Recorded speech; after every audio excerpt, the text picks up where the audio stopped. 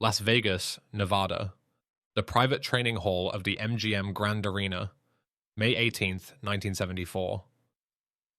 Friday night, 9:30 on 30 p.m. The air inside the hall is electric, so thick you can barely breathe. 500 people are packed into this private indoor venue designed for boxing matches. But tonight, there is no official match, no tickets sold, no announced event. Only whispers, rumors, and a challenge that has been growing for 4 weeks. A challenge that shouldn't exist. A challenge that will either turn into a legend or be buried and forgotten in the dusty pages of history. Muhammad Ali, the heavyweight boxing champion of the world, 1.91 meters tall, 95 kilograms of pure muscle, and lightning-fast reflexes. The man who floats like a butterfly and stings like a bee. The man who defeats every opponent in his path, defending his title against the world's strongest, most dangerous, and most ruthless boxers. He stands in the middle of a professional boxing ring, wearing his white trunks and red gloves. His chest glistens under the arena lights. His body is a masterpiece of athletic perfection. Shoulders like boulders, arms full of power. A chest that has taken thousands of punches but keeps moving forward. He is the undisputed king of combat sports. And tonight, he has made a challenge no one expected. The whole world holds its breath at the call that invited Ip Man into the ring tonight. Ip Man, 1.70 meters tall, 61 kilograms. A Wing Chun martial arts master from Hong Kong. He is not a boxer. He has never stepped into a professional ring before. He has no medals or championship belts. Yet he possesses something entirely different: reputation. There are whispers that his speed can overwhelm heavyweights, stories of him striking so fast the human eye cannot follow. A talent beyond Western boxing, a legend. 4 weeks the martial arts community and the boxing world have been in turmoil. It all started at a gala night held at Caesar's Palace in Las Vegas. Muhammad Ali was there, along with friends he had faced in the ring before. He was surrounded by celebrities, the wealthy, and journalists. At that moment, he noticed people a few steps away whispering something to each other. They were talking about Ip Man. One claimed that Ip Man said Wing Chun could defeat boxers. Ali laughed at this, not with ill intent, but with the confidence of a man who had fought and defeated the best of them all. Suddenly, Muhammad Ali calls out to the people and silences them. The loud noise in the room slowly gives way to whispers. "Hey everyone," Ali says. "I heard there's a man who can take down men bigger than himself in 5 seconds using kung fu. This really caught my attention. Maybe some of you know this person." At that moment, a voice rises from the crowd. "Yes, Master Ip himself." Ali replies, "Then I invite this man to the ring. Let him come and knock me down. Let him show everyone what this kung fu magic is. Everyone is talking. I will stand perfectly still. I won't defend. I won't block. Just let him hit me with his strongest strike. Then we'll see if kung fu is real or just a dance. Let him come and see how he measures up." He finishes his speech and leaves the hall with his bodyguards.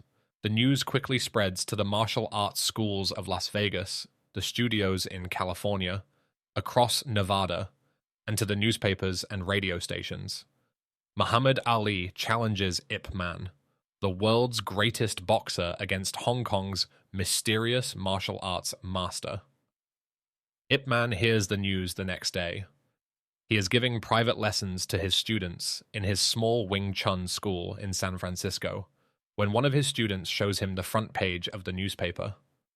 Headline: Ali says, "Show me your best shot." Ip Man reads the article in silence. His students wait, expecting anger or a refusal, but Ip Man simply folds the newspaper carefully and sets it aside. "Interesting," he says simply. 2 weeks of back-and-forth messaging follow. Ali's camp takes the matter public. They want to show proof that boxing is superior to martial arts. Ip Man's camp is cautious. This is not a real fight. This is a challenge designed to humiliate. If Ip Man refuses, people will say he's afraid.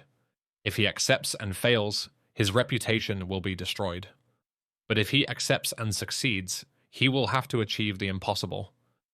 He will have to defeat the fastest heavyweight boxer history has ever seen. He will fight a man whose defense reflexes are so sharp he can dodge punches he doesn't even see. Finally, Ip Man makes his decision. He calls Ali's manager directly. "I accept," Ip Man says simply, "but this is not a fight. This will be a defeat for Ali coming from a single strike, and history will record this as the one-strike fight." Ali's camp is already prepared. They set the terms. People from both the boxing and martial arts worlds will come. The venue is set as the private indoor hall of the MGM Grand Arena, which Ali uses for training. In the heart of Las Vegas, the city considered the center of combat sports. The date, May 18th, 1974, Friday night. And now that night has arrived. 500 people are filling the hall. Among them are boxing coaches who have worked with champions, martial arts masters who have dedicated their lives to the craft, sports journalists who have followed every major match for decades, businessmen from Las Vegas, Hollywood producers, and ordinary people who heard the rumors and somehow secured an invite.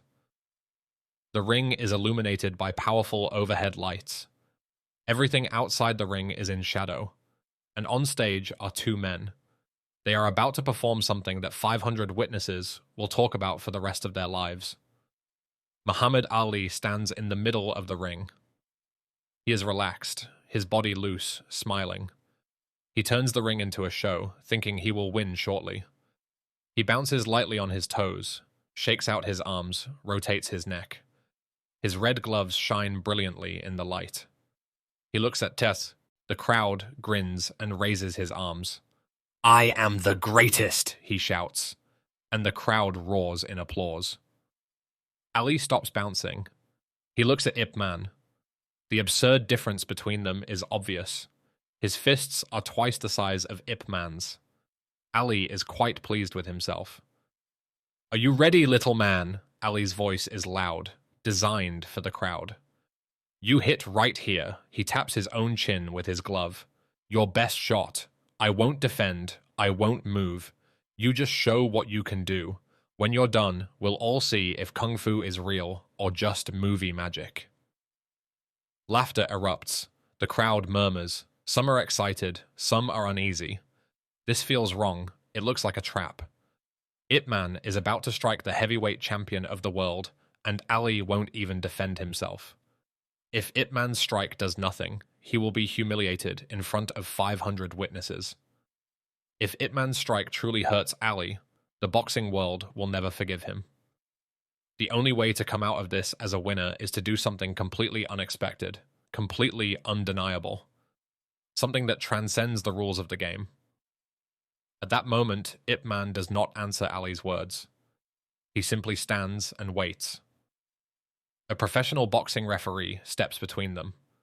"Gentlemen," the referee says, his voice uncertain. "Mr. Ali, are you sure you want to do this? Undefended?" Ali nods, still grinning. "I'm sure. Let him hit me. I've taken George Foreman's punch. I've taken Joe Frazier's punch. I've taken Sonny Liston's punch. Let's see what this little man can do." The referee looks at Ip Man. "Mr. Ip Man, do you accept the terms? A single strike to the head or body. Mr. Ali will not block or evade. Your task is to take him down with a single punch, and after your strike, this exhibition will end." Ip Man nods once. "I accept." His voice is quiet but carries. The referee is stepping back. The hall falls silent. 500 people hold their breath. Ali opens his arms to his sides, dropping his guard completely. His chin is exposed. His entire body is open. He offers himself as a target. The world's most famous, most talented, most dangerous boxer stands completely vulnerable before an unknown martial artist. He is quite certain that Ip Man cannot do anything to him. They stand facing each other. Ip Man stands exactly 1 meter in front of Ali. His hands are at his sides, relaxed. No fist, no obvious ready stance. He simply stands. And for 3 seconds, nothing happens. The crowd begins to stir uneasily. Has Ip Man frozen? Is he reconsidering? Has he realized this was a mistake? 3 seconds feel like an eternity. Everyone waits for Ip Man to move. They wait for the strike that will either validate or destroy his reputation. Then Ip Man takes a small step forward, closing the distance. Now he is 60 centimeters away from Ali, close enough to reach out, but his hands still don't move. His body remains relaxed. He looks directly into Ali's eyes, and something passes between them. Something no one in the crowd can see. A communication, an understanding. Ali's grin fades slightly. His eyes narrow. He sees something in Ip Man's eyes that he didn't expect. Focus. Ip Man's right hand moves. No wind-up, no swinging punch. He brings his hand to a point 15 centimeters in front of Ali's solar plexus in a time that defies physics. Ip Man's fist makes contact with Ali's chest, just below the breastbone, at the solar plexus, the nerve network that controls breathing and connects to all major organs. The strike is placed with surgical precision and seemingly impossible power. Muhammad Ali's body suddenly shudders from the unexpected blow, with the amateurism of someone who has never experienced anything like it. Ali's knees buckle. His legs grow weak. His arms, spread wide in his optimistic challenge, drop to his sides. His mouth opens. He tries to breathe. He cannot. His diaphragm spasms. The nerves in his solar plexus are overloaded. He is conscious. His brain is working, but his body has stopped obeying commands. He is on the floor, on his knees. The heavyweight champion of the world, brought down by Ip Man's single strike. The private hall of the MGM Grand is silent. Not a single sound. All the guests are frozen, trying to understand what they have seen. They are trying to comprehend how a man standing motionless with his hands at his sides managed to strike the greatest boxer in history with a speed and precision no one saw coming. They are trying to reconcile the image of Muhammad Ali on his knees, unable to breathe, defeated by a seemingly effortless strike. 5 seconds pass. Ali is still on his knees.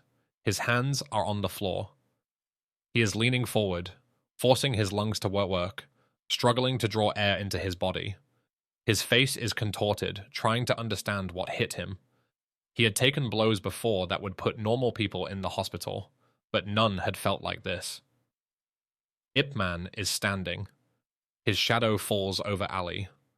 Ip Man does not break his stance. He does not gloat. He does not cast an arrogant look. He simply stands. His expression remains unchanged. He waits, calm and focused. The referee rushes over, kneeling beside Ali. "Champ, are you okay? Can you breathe?" Ali nods weakly.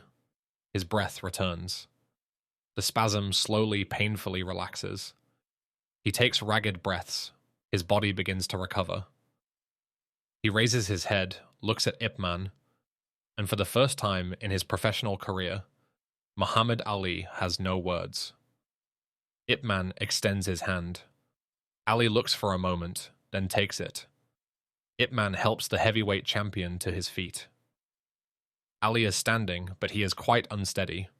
He shakes his head, trying to clear his mind, trying to understand what happened. He looks at Ip Man. "What did you do?" His voice is raspy, barely audible. Ip Man's answer is quiet, for Ali alone. "I showed you what you wanted to see. Martial arts is not boxing. It is not about power. It is about precision, about understanding the body, about making the right strike. Not where you see muscle, but where you see weakness. Everyone has points, pressure points, nerve clusters, meridians. You are the strongest boxer in the world, but power doesn't matter if I'm not hitting your strength. I am hitting your vulnerability." Ali takes a deep breath. His body is working again. His pride is more wounded than his body. He looks at Ip Man with new eyes, eyes that have seen something he didn't believe was real. He extends his glove. Ip Man shakes it. Ali pulls him close, speaking in a way only Ip Man can hear. No one is going to believe this happened. Ip Man nods. I know, but you will know, and that is enough. Ali pulls back and raises Ip Man's hand in the air, a gesture of a champion acknowledging another warrior. The crowd roars. Half are cheering, half are in confusion. Arguments break out immediately. People are shouting, debating. What did we just see? Was it real? Did Ali lose on purpose? Was it fake? Ip Man leaves the ring. He doesn't stay for questions. He gives no interviews. He simply walks through the crowd toward the exit and disappears into the neon lights of the Las Vegas night.